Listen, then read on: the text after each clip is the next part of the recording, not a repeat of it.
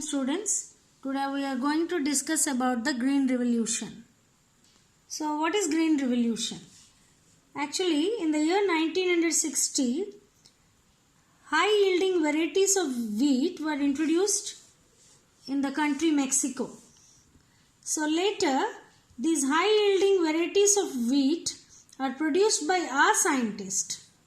So this is nothing but the high yielding varieties of wheat which was produced by our scientists. So Green Revolution is defined as it refers to a large increase in crop production by using modern agricultural techniques. This can be also defined as increase in the food production in developed and developing countries achieved by using modern agricultural techniques. This is the logo for the Green Revolution. Now the beginning of Green Revolution was done by Professor M.S. Swaminathan. He played a very important role in it and he is called as the architect of Green Revolution in India. So he is called as architect of Green Revolution, also called as father of Green Revolution in India, because of his role in introducing high yielding varieties of wheat in India. And he is the founder of Swaminathan Research Foundation, which is at Chennai. Now he is Dr. Norman Borlaug. He is the father of Green Revolution of the world. So Norman Borlaug, he is called as father of Green Revolution in the world. What are the advantages of Green Revolution? Agricultural operations of a massive scale, higher yield, plants are resistant to pests and herbicides, the need to fallow land is eliminated, automation is the process of farming, ability to grow and crop virtually anywhere. With the help of this Green Revolution, we can grow the crops virtually anywhere. And it is a more profitable farming industry. So this is the conclusion. Green Revolution has done a lot of positive things, saving the lives of millions of people, exponentially increasing the yield of food crops. Okay. Next we are going to discuss about plant breeding.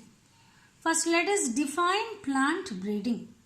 Plant breeding is a technique of improvement of crops by hybridization. So plant breeding is a applied biology. It is a specialized technique which is mainly based on genetics. And its main aim is to produce new crops superior than the existing ones. So here are some important definitions related to plant breeding. So first let us know what is hybridization. So we know that it is a cross between two plants. If the cross is between the same species, it is called intraspecific hybridization, and if it is between two different species, it is called interspecific hybridization. Now the product formed by the hybridization or the offspring produced due to hybridization between the two plants is called as hybrid. Next, what is hybrid vigor? When the hybrid produced by hybridization is superior than both the parents, it is called hybrid vigor or heterosis. The next term is selection. It is the choosing of some specific varieties of plants which have desirable characters. So we have to select the plants with desired characters from a group of plants which must undergo breeding. The next is mutation. We know that mutation is a sudden, instantaneous change in the genotype of an organism, obviously leading to the phenotype of an organism. So when there is a change in the genotype, it ultimately leads to change in the phenotype. So this is a sudden, spontaneous change in the organism. The next, what is polyploid? It is an increase in the genome or the set of an chromosome of an organism. And the individuals which more than two genomes are called polyploids. Usually the organism is diploid. The sexual organism is diploid 2n, but when there is an increase in the genome or set of chromosome, it becomes polyploid, and the individuals which has more than 2 genomes are called polyploids. These are the few definitions which are required in this plant breeding.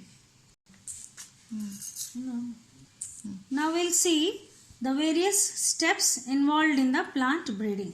So plant breeding is a systematic process, and the following steps are involved. The first step is germplasm collection, introduction of genetic variations, evaluation and selection, hybridization, selection and testing of superior recombinants or hybrids, and the last process is release and commercialization of new cultivar. New cultivar means new variety. So first process or first step in the plant breeding is germplasm collection. So for that we must know what is germplasm.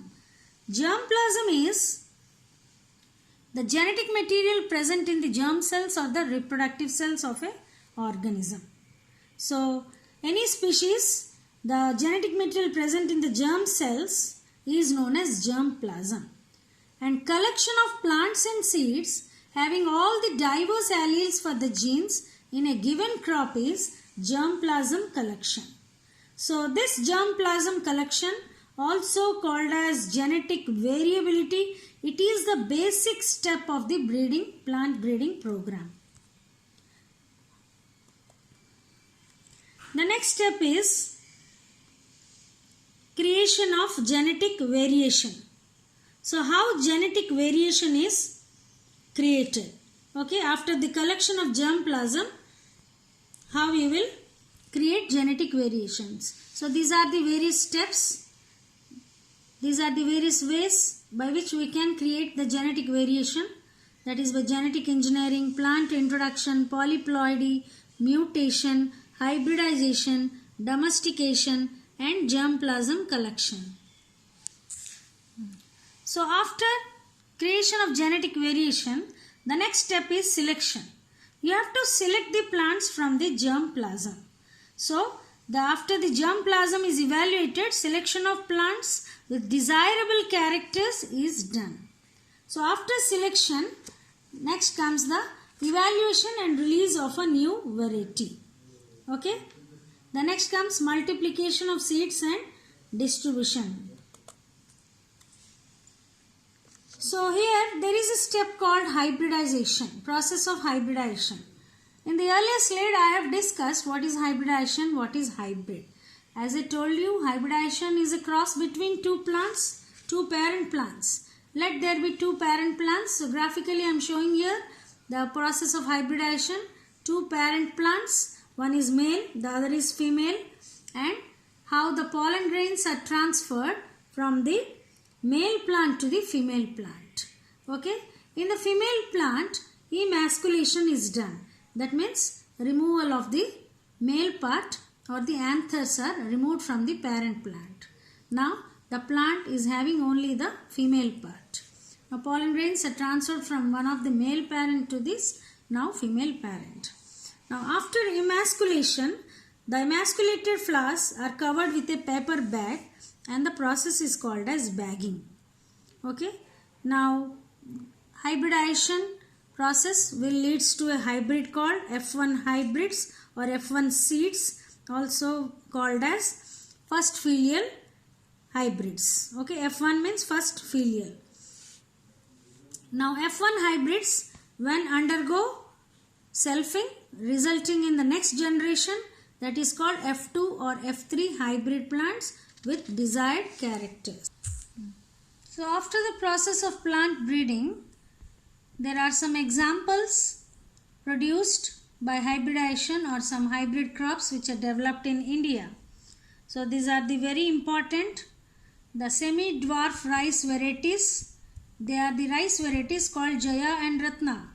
Now the wheat plants they are disease resistant wheat plants, and the types are Sonalika and Kalyan Sona. Now sugar cane crops are Saccharum barberi and Saccharum officinarum, And millets are Okashana 1, also called as pearl millet, developed in India from a natural growing millet in Burkina Faso. These are very important for your exam. Now we'll see the application of plant breeding. So, as per your syllabus, these are the various crops and how these crops are produced and what are resistant to which type of disease. So these are the crops which are there in your course. The first one is wheat. The variety is Himgiri and it is resistant to leaf and stripe rust and hill burnt. Okay. The next variety is Brassica and the variety is Pusa Swarnim and it is resistant to disease called white rust.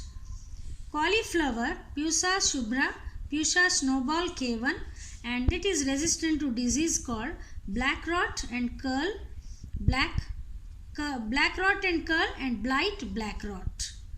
Okay. Now cowpea, the next one, the variety is Pusa Komal and bacterial blight, the resistant. Chili, Pusa Sadabar is the variety and it is resistant to TMV, tobacco mosaic virus, chili mosaic virus and leaf curl. So all these are the disease resistant varieties of the crops which are the cheapest and hazard free means of controlling diseases. Okay, all these are there in your course and it is very important. So plants with these desired genes can be multiplied directly. Now these are the insect resistant crops or pest resistant varieties which are cultivated by hybridization and selection. The first crop is Brassica, also called as mustard, and the variety is Pusa Gaurav and it is resistant to the insect. The first crop to insect resistant or pest resistant is Brassica. Its variety is Pusa Gaurav and it is resistant to aphids. The next one is flat bean. Its varieties are Pusa Sem2, Pusa Sem3 and it is resistant to aphids and fruit borers. The next is okra, also called as bindi. Its variety is Pusa Savani and Pusa A4. It is resistant to the disease or it is shoot and fruit borer. Okay, all these are the plant breeding crops which develops resistant to insect pests.